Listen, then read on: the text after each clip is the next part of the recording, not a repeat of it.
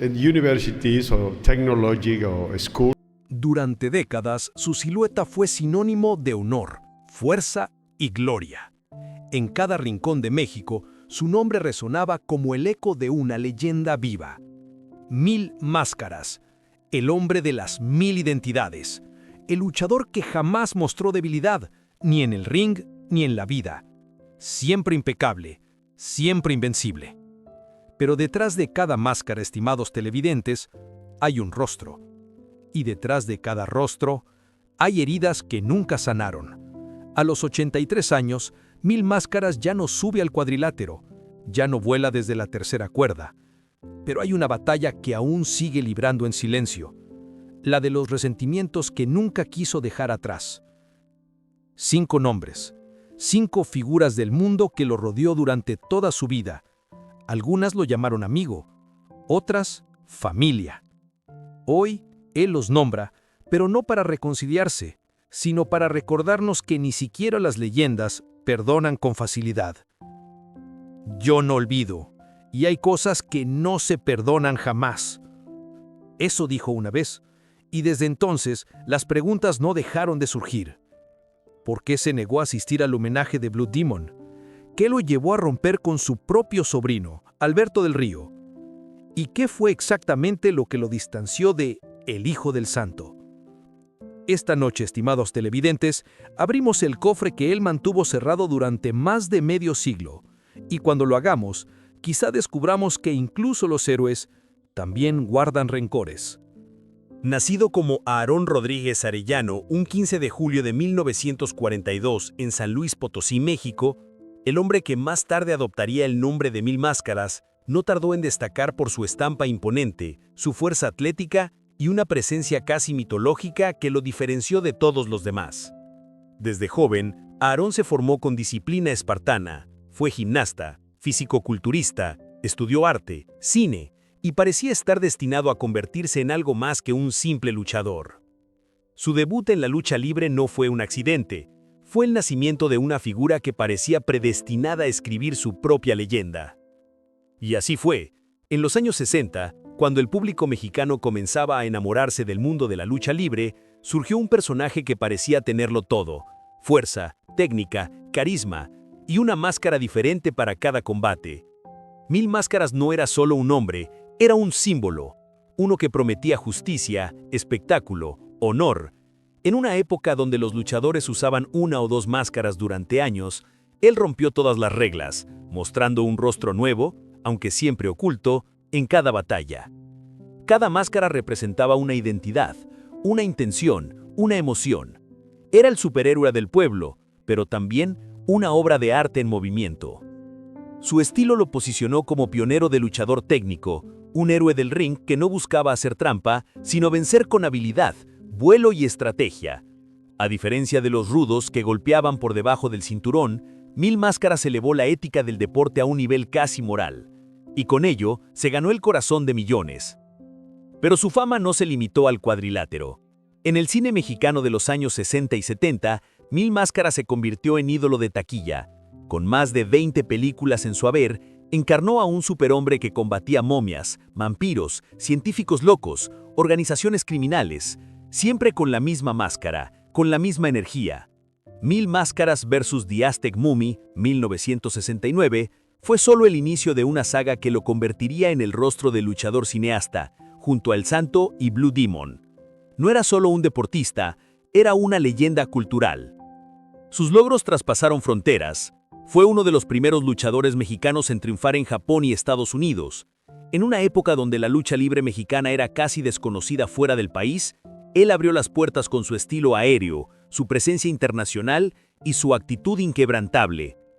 En 2012, la WWE lo reconoció con su inclusión en el Hall of Fame, un honor reservado para los más grandes de todos los tiempos.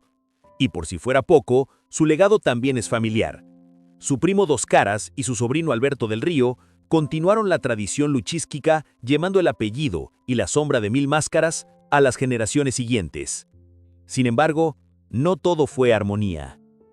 Aunque frente al público siempre mostró una imagen impecable, detrás del telón comenzaron a surgir tensiones, críticas y rivalidades.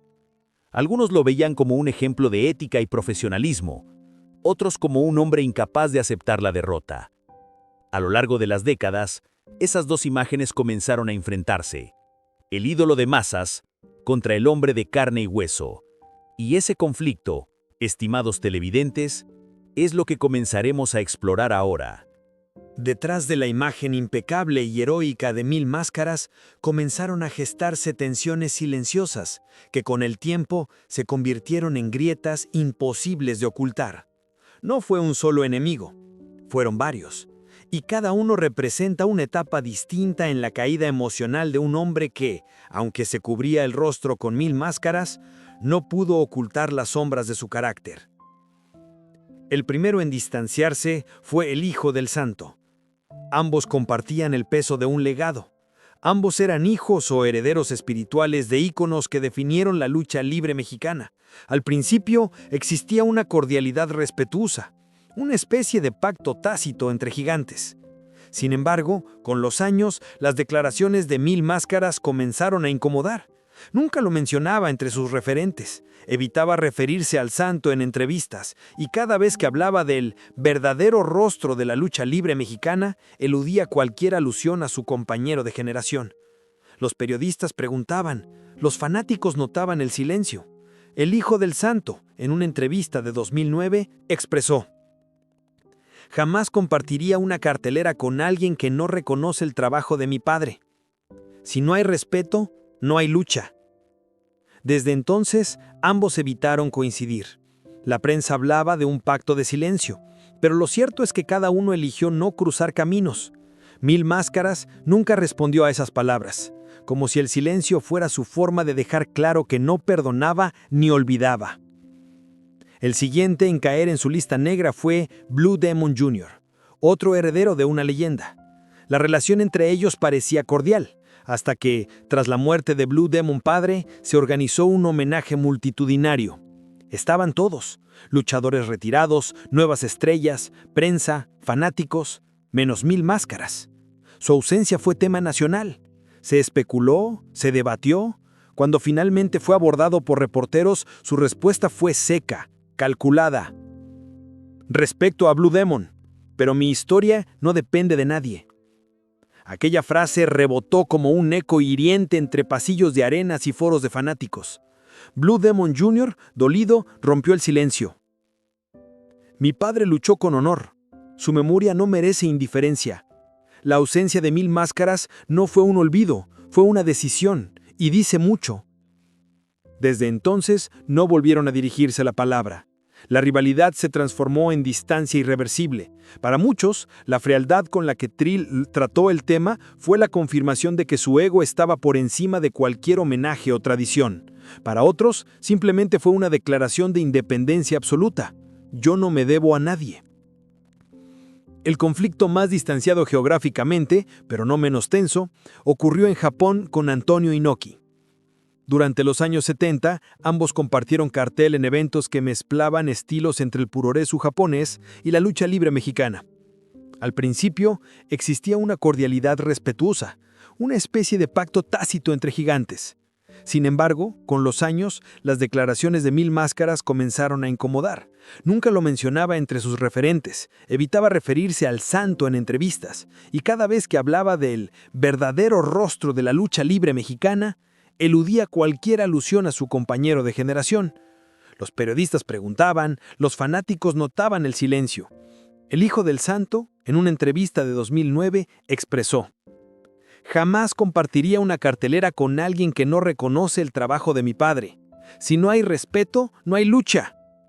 Desde entonces, ambos evitaron coincidir.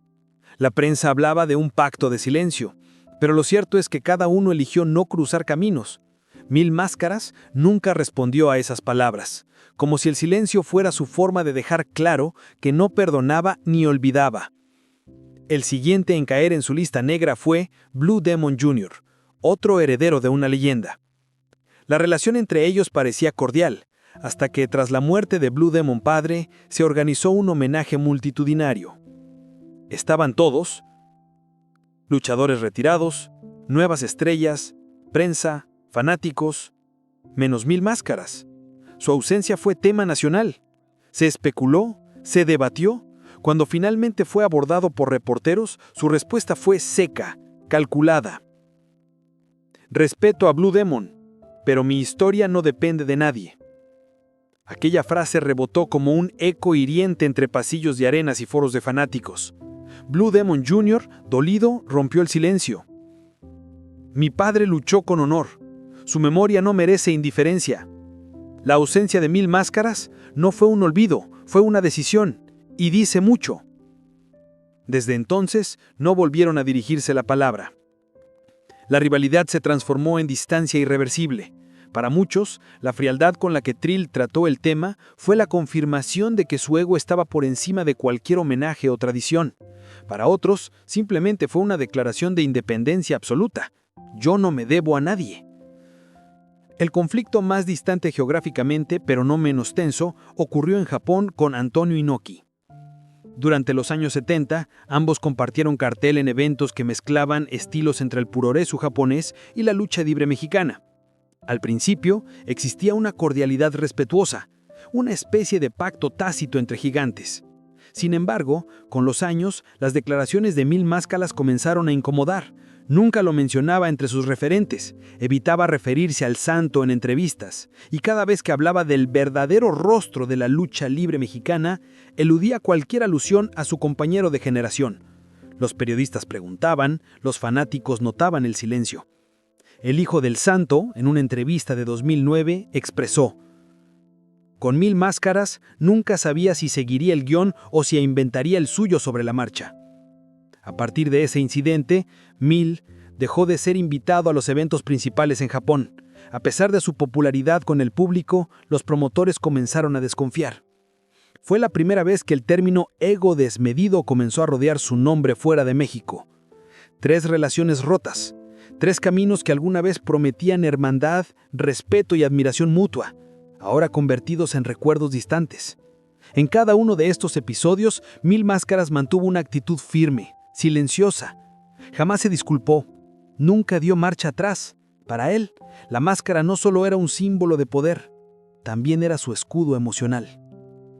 Estimados televidentes, cuando el silencio se vuelve un arma y la máscara una barrera para el perdón, ¿qué queda del hombre detrás de la leyenda?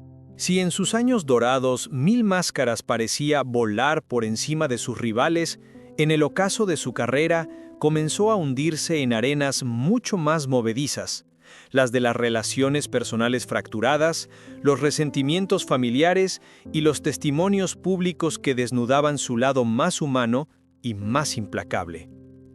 La confrontación con Ric Flair fue una de las más mediáticas y sorprendentes.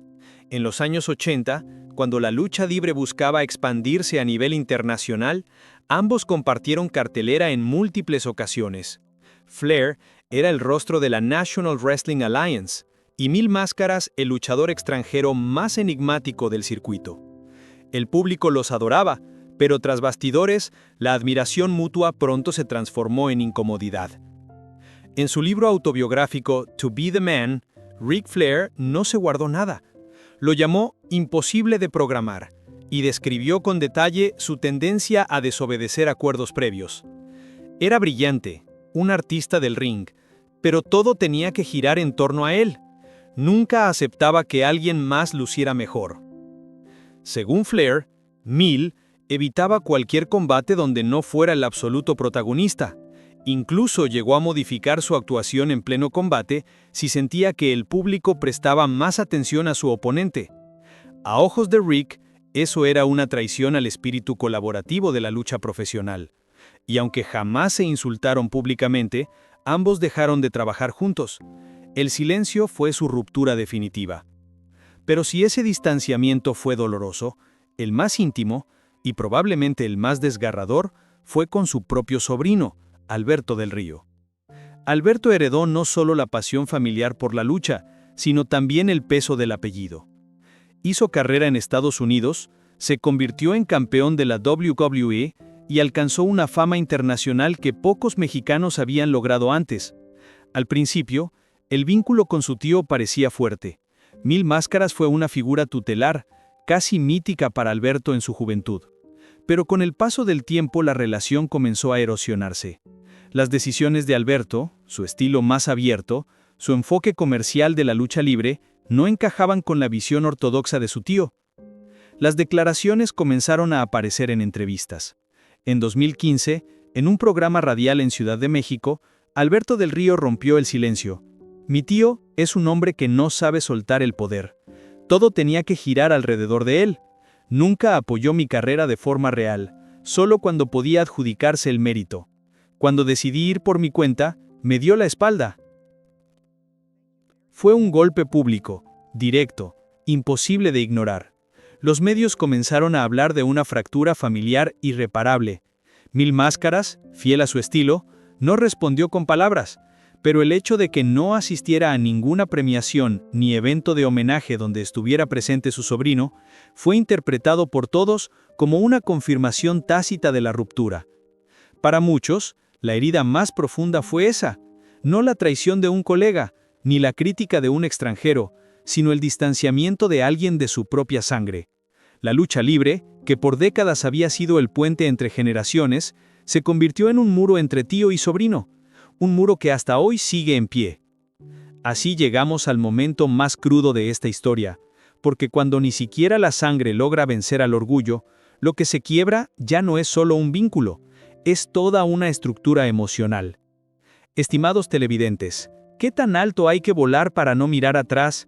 ¿Y cuántas máscaras hacen falta para no enfrentar el rostro de la soledad?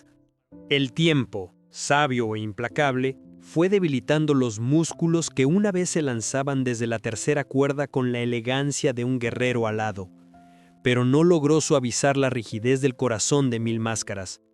A medida que los homenajes comenzaron a llover sobre su nombre y su legado fue asegurado en salones de la fama, hubo algo que nunca llegó: la reconciliación. Los fanáticos, los compañeros de profesión, incluso miembros de su familia esperaban un gesto, una palabra, una disculpa, un reencuentro. Pero ese momento jamás ocurrió. Mientras muchos ídolos de su generación buscaban cerrar heridas antes del ocaso definitivo, Mil Máscaras parecía moverse en la dirección contraria, reafirmando distancias, manteniéndose fiel a sus principios o a sus resentimientos hasta el último suspiro de su carrera. Durante la ceremonia de inducción al WWE Hall of Fame en 2012, se le ofreció un espacio para agradecer y rememorar sus colaboraciones con leyendas del pasado. Pero en lugar de hacer alusión a Blue Demon, El Santo o Ric Flair, Mil Máscaras dedicó el discurso a sí mismo y a su disciplina personal.